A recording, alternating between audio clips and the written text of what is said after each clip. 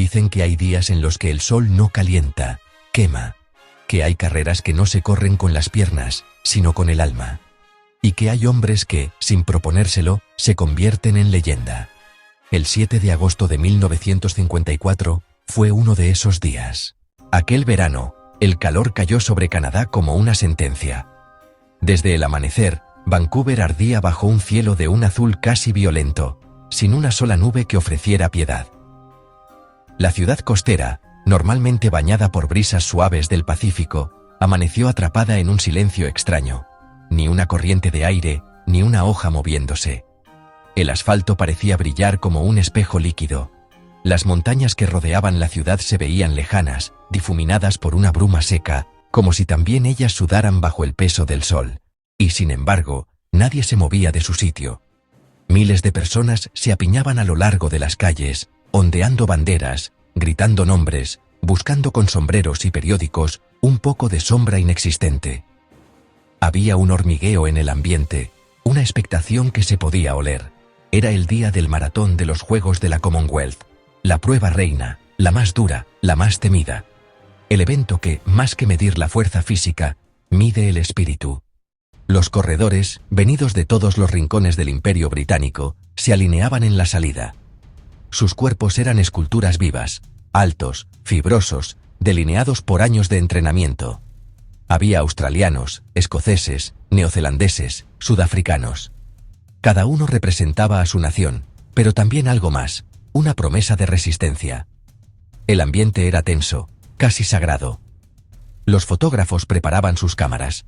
Los jueces ajustaban sus cronómetros. Los entrenadores daban las últimas palabras, esas frases breves que uno repite como un rezo antes de lanzarse al abismo. Y entre aquella élite de músculos y ambición, apareció él. Un hombre que no encajaba en la escena. Un rostro común entre gigantes. Jim Peters. No tenía la figura de los campeones, ni el porte arrogante de los favoritos. Era un hombre de manos grandes, curtidas, de brazos marcados no por las pesas, sino por el trabajo. Carpintero de profesión, corredor por vocación. Había construido mesas, marcos, escaleras, y ahora quería construir algo más grande, una historia que no pudiera romperse con el tiempo. Su historia era la de un hombre corriente que había decidido enfrentarse a lo imposible. Mientras los demás entrenaban con médicos, fisioterapeutas y nutricionistas, él lo hacía solo. Después del trabajo, cuando el sol caía sobre los tejados, Jim salía a correr por las calles de Essex. Las luces se encendían en las casas, los niños ya dormían, y él seguía avanzando, escuchando solo el eco de sus pasos y su respiración. Correr era su manera de rezar. Cada zancada, una súplica. Cada kilómetro, una promesa. Años antes, había empezado a correr por curiosidad. Luego, por orgullo. Finalmente, por necesidad. La de probarse a sí mismo. Y lo había logrado. Unos meses antes, había batido el récord mundial del maratón en Londres. 2 horas, 17 minutos y 39 segundos. Pero ese triunfo, en lugar de saciarlo, encendió una llama nueva. Jim no quería solo ser el más rápido. Quería ser el más valiente. Ese día, bajo el sol implacable de Vancouver, su meta no era ganar una medalla, era dejar huella. Los corredores se alinearon. Silencio absoluto. El juez levantó la pistola. Un segundo eterno. ¡Bang! El estampido fue como una explosión. Decenas de cuerpos se lanzaron hacia adelante. El suelo tembló con el golpe sincronizado de las zapatillas sobre el pavimento. El polvo se levantó, las voces se mezclaron, el aire vibró. Jim no salió como los demás. No se dejó llevar por la velocidad. Sabía que el maratón no era una batalla de arranque, sino una guerra de resistencia. El secreto, pensaba, no está en correr más rápido, sino en no parar nunca. Durante los primeros kilómetros, la multitud vibraba. Los niños agitaban banderas. Las radios portátiles zumbaban con las voces de los comentaristas. Pero a medida que el sol se elevaba, la alegría se convertía en sufrimiento. La temperatura subía. El aire se hacía más pesado. El agua que los voluntarios ofrecían se evaporaba antes de tocar los labios. Uno tras otro, los corredores comenzaron a caer. Algunos se detenían, doblados sobre sí mismos. Otros se salían del circuito, buscando refugio bajo los árboles. Jim seguía. Su respiración era un metrónomo. Su ritmo, inquebrantable. A mitad de carrera, ya lideraba. Los locutores gritaban su nombre con incredulidad. El británico Jim Peters está al frente, nadie lo alcanza. La multitud rugía. Ese carpintero sin entrenador, ese hombre sin sponsors, estaba dominando al mundo. Pero el maratón siempre cobra su precio.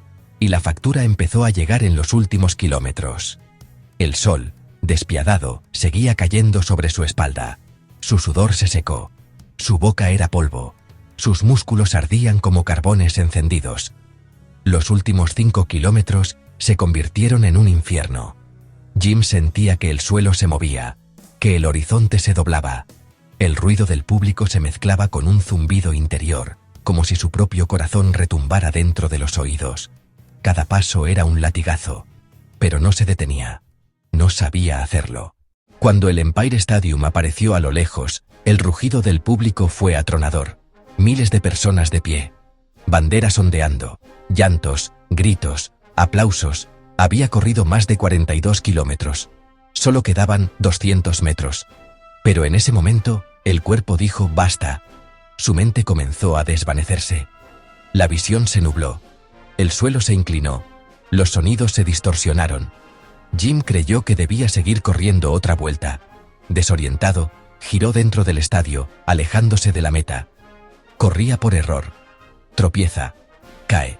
Intenta levantarse. Cae otra vez. Se arrastra con las manos, como si el alma lo empujara. 11 veces cae. 11 veces se levanta.